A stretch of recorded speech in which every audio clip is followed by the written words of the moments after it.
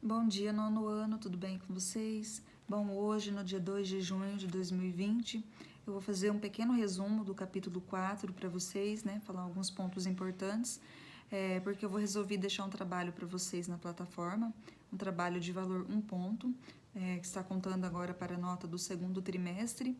Para isso, eu vou fazer um rápido resumo aqui, falar dos pontos importantes, dar uma relembrada com vocês. Vocês têm até segunda-feira, até o meio-dia para fazer o trabalho, tem um período bom para vocês fazer, quase uma semana, né? Façam com calma. Cópias da internet eu vou anular, tá? Eu vou zerar. Vocês têm um tempinho legal para fazer, tá? Prestem bastante atenção. E vamos lá, para isso eu vou pedir que vocês peguem a apostila de vocês na página 292 para nós começarmos o nosso resumo. Bom, primeiramente no primeiro item nós começamos a falar sobre os antecedentes da Primeira Guerra Mundial, né? Vimos ali que finalzinho do século XIX e o começo do século XX, a Europa passava por um período de transformações, né, de inovações tecnológicas, de prosperidade econômica, período inovador, né, politicamente, economicamente. Os europeus acreditavam estar vivendo numa nova era, uma era de ouro, conhecida como a Belle Époque. Apesar que existiam ainda alguns conflitos, né, por baixo dos panos, mas nesse momento estava tudo tranquilo aparentemente. Depois nós vimos as disputas entre as potências imperialistas, né? A primeira potência imperialista que nós sabemos era a Inglaterra até então, era o primeiro país a passar por uma revolução industrial, né? Um país que sempre conseguia, um país imperialista que se destacava, sua marinha, né? Toda essa questão, até que surgiu a Alemanha, que tinha acabado de se unificar, e estava passando ali no finalzinho do século XIX por um período de transformação também no seu exército, na sua indústria bélica, estava começando a querer disputar, né? Até vimos aqui no último parágrafo que a disputa entre as potências europeias estimulou nesses países o avanço da tecnologia de guerra e da indústria bélica, gerando um crescente clima de tensão. Ou seja, ela começou a se industrializar e começou meio que querer competir com a Inglaterra, que era a primeira, né, até então. Depois nós vimos a questão do nacionalismo, né, que é um forte sentimento exacerbado ali que surgiu ali antes da Primeira Guerra Mundial, que até então é conhecida como a Grande Guerra, que o mundo ainda não tinha visto um conflito de tamanha proporção que seria a Primeira Guerra Mundial, né.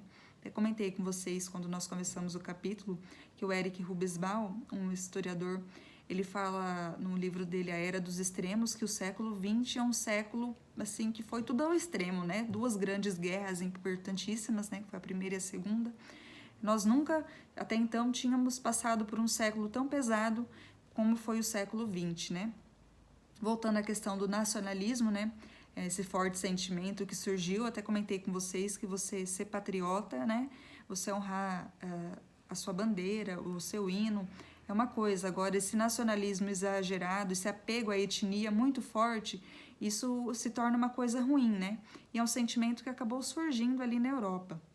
Na França, esse nacionalismo acabou se manifestando por conta da Guerra Franco-Prussiana, quando a França acabou perdendo os territórios ricos em minérios da Alsácia e da Lorena para a Alemanha. Na Alemanha, esse sentimento surgiu com base no pan-germanismo, que significa que defendia a união dos povos germânicos, né? Ou seja, os povos, eles acreditavam que eram povos únicos, né? Povos puros, eles acreditavam na união desses povos. E na questão do leste europeu, quando nós falamos, é a questão do pan-eslavismo, né? Movimento liderado pelo Império Russo até então, que propunha a união dos povos eslavos. A Rússia era a líder ali desses povos eslavos e ela propunha a união de todos esses povos. Outro ponto importante que antecede a Primeira Guerra Mundial é a questão do conflito nos Balcãs, né? A região dos Balcãs. Esse nacionalismo estimulou alguns países ali, né, daquela região, né, dominado pelo Império Austro-Húngaro e pelo Império Turco-Otomano, a querer a sua independência, como os croatas, né, os ucranianos. A Sérvia foi um dos primeiros países que conseguiu a sua independência, né, e acabou estimulando esses outros países a lutar pela sua independência. A Rússia também começou a estimular também e propunha que se tornassem um único território, né? Que esses povos se tornassem um único território. Ela tinha os seus interesses, né? Que era na cidade de Constantinopla, e tinha interesses também por conta da saída, né? Para o mar Mediterrâneo, né? Até no último parágrafo fala que entre os interesses russos em unir esses povos eslavos em um único império estava de dominar a região dos Balcãs e incorporá-la ao seu território, ou seja, ela não era nada boazinha, ela queria ali ajudar na independência, não, ela queria anexar ao seu território, né, esses povos. Conquistando assim a cidade de Constantinopla e as saídas para o mar Mediterrâneo e para os estreitos de Bósforo e Dardanelos. Bom, na página 294, né, nós vimos a questão ali no primeiro item da Primeira Guerra Mundial. Até então não tinha sido declarada, só estava ali no papel, as disputas só estavam mais, só aquelas ameaças, mas nada declarado ainda, né. As alianças começaram a ser formadas, aqui até fala com o crescimento das rivalidades entre as potências europeias. Teve início um processo de formação de alianças entre diferentes países, buscando fortalecer suas defesas e garantir vantagens caso uma guerra fosse declarada. Que nem eu falei para vocês até então, a guerra não tinha sido declarada quando formaram as alianças, né? Assim, em 1892, a Itália se uniu à Alemanha e ao Império Austro-Húngaro, formando o bloco das potências centrais. No final de 1914, o Império Turco-Otomano se uniu a esses países, ampliando a força do bloco. Em 1907, a Inglaterra, o Império Russo e a França formaram um bloco dos aliados da Entente.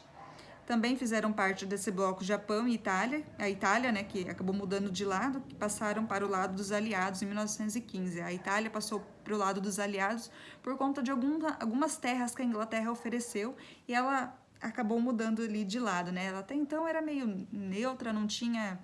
Tava ali e não tava. No final da guerra, né, nós vimos com os Estados Unidos, o Brasil fez parte dos aliados da Entente. A participação do Brasil, assim, teve a participação, mas não foi, assim, tão assim, importante como foi na Segunda Guerra Mundial. O Brasil, claro, acabou, que nem eu falei para vocês, acabou também sofrendo com as consequências da Primeira Guerra Mundial. Mas até então nada demais. A guerra é declarada, porque de fato a guerra foi declarada, até então estava no papel. Por quê? Porque o herdeiro do Império Austro-Húngaro, o Francisco Ferdinando e a sua esposa, eles acabaram sendo assassinados, né, por Gavrilo Príncipe, um membro da organização pan-eslavista Jovem Bósnia. Daí no terceiro parágrafo nós vamos ver que o Império Austro-Húngaro declarou guerra à Sérvia, acusando os países de estar ligado ao atentado. Dessa maneira, o sistema de alianças começou a funcionar. Então, foi a partir do assassinato desse herdeiro do Império Austro-Húngaro que, de fato, a guerra foi em si declarada, né? Já estavam ali atiçando para começar e teve o estopim, que foi o assassinato do herdeiro do Império Austro-Húngaro. Bom, aliada da Sérvia, a Rússia colocou suas tropas de prontidão. A Rússia era aliada da Sérvia, a Sérvia que tinha o membro ali, o rapaz da Sérvia, que tinha assassinado o herdeiro do Império Austro-Húngaro. Então, a Rússia se pôs ao lado da Sérvia. É um pouco meio confuso, tá, gente, de conseguir entender, mas vamos lá. A Alemanha, aliada do Império Austro-Húngaro, interferiu, reivindicando que a Rússia desmobilizasse suas tropas. Como isso não ocorreu, a Alemanha declarou guerra à Rússia. Então, foi tudo uma emboleira, né? Foi uma bola de neve. E a Inglaterra, por sua vez, declarou guerra contra a Alemanha. Assim, no final de 1914, os dois blocos de alianças começaram a se enfrentar em um dos maiores e mais violentos conflitos da história. Então, de um lado estava a Alemanha, o Império Austro-Húngaro e o Império Turco-Otomano, que faziam parte da Tríplice Aliança, e do outro lado estava a Tríplice Entente, que era a França, a Rússia e a Inglaterra. Bom, a Itália, né, depois acabou mudando de lado, acabou indo para o lado da Entente por conta das terras, né, que a Inglaterra ofereceu. As frentes de batalha, nós falamos, né, que os blocos aqui na página 295, que o bloco das potências centrais se dividiu em duas frentes de batalha contra os aliados. Na frente ocidental combatiam tropas da Inglaterra, da França e da Bélgica.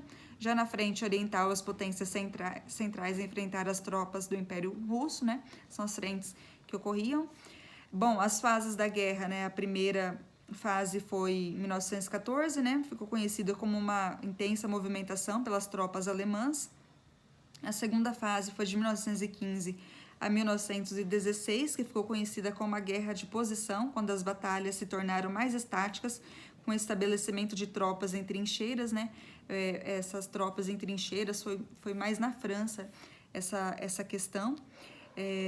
Eu falei para vocês a respeito das trincheiras, né, que eram buracos onde os soldados ficavam por meses, por semanas, ali passava frio, passava calor, chuva, sol, morriam, jogavam ali do lado. Imagina o tanto de doenças também que gerou, né, a umidade daquele lugar.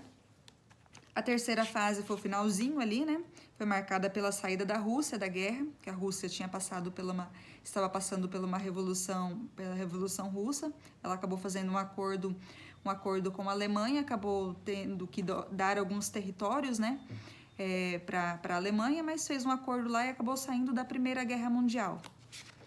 Bom, depois nós vimos a questão da Rússia sair da guerra, né, que nem eu falei, por conta da Revolução Russa, né, fez o Tratado de Brest-Litovsk. E depois nós vimos que a entrada dos Estados Unidos, que até então era um país que não era essa potência que ele é conhecido hoje, ela acabou entrando ao lado da Entente ali, né, a Rússia saiu, os Estados Unidos entrou na Primeira Guerra Mundial. Alguns navios tinham sido afundados pela Alemanha e também tinha boatos de que no México a Alemanha estava tentando invadir os Estados Unidos pelo México.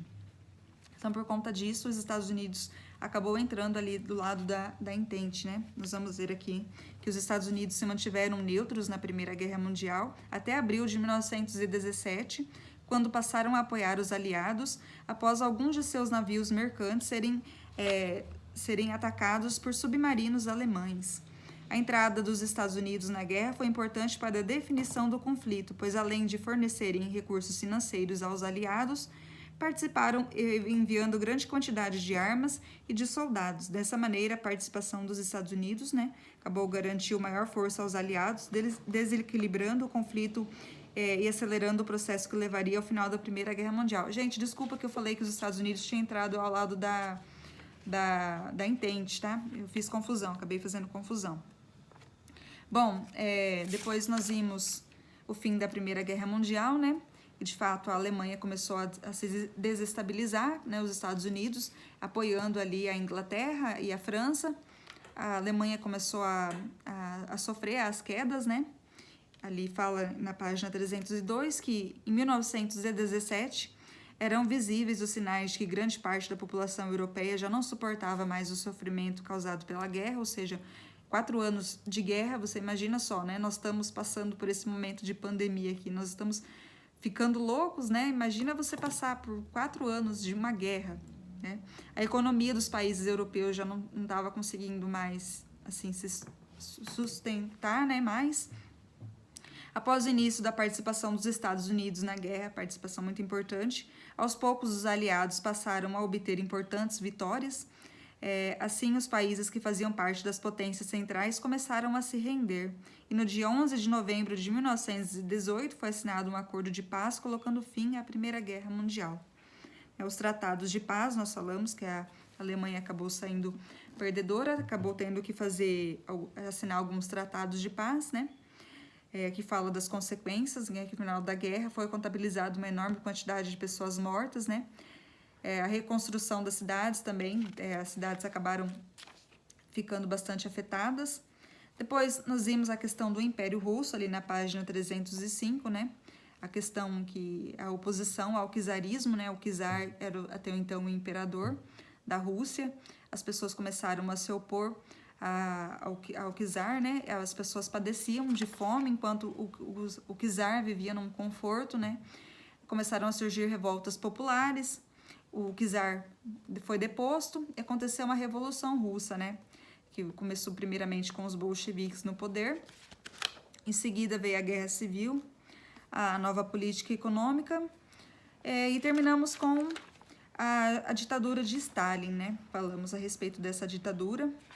Depois nós vimos a questão da região da Palestina no pós-guerra, né? Falamos sobre a ascensão dos Estados Unidos na última aula, sobre a crise do capitalismo de 1929, que foi a crise da Bolsa de Valores, que ocorreu em Nova York em 1929, né? Quando houve essa desestabilização da economia, o mundo inteiro acabou passando por essa crise. Nós vimos que até então os Estados Unidos, ele era que mandava ajuda financeira para a reconstrução do continente europeu. Depois de um tempo, o continente começou a se reconstruir, já não precisava tanto dos Estados Unidos. Os Estados Unidos, o que ocorreu, essa crise também foi uma superprodução de produtos, que esses produtos tinha demais, né? Não tinha mais para quem vender, que acabou gerando toda essa crise. Bom, o trabalho de vocês vai ter 10 questões para vocês responderem. Façam com calma, tá? Qualquer coisa vocês me perguntem na plataforma. Eu vou fazer um slide também para ajudar vocês. Qualquer dúvida, vocês me mandem mensagem, ok?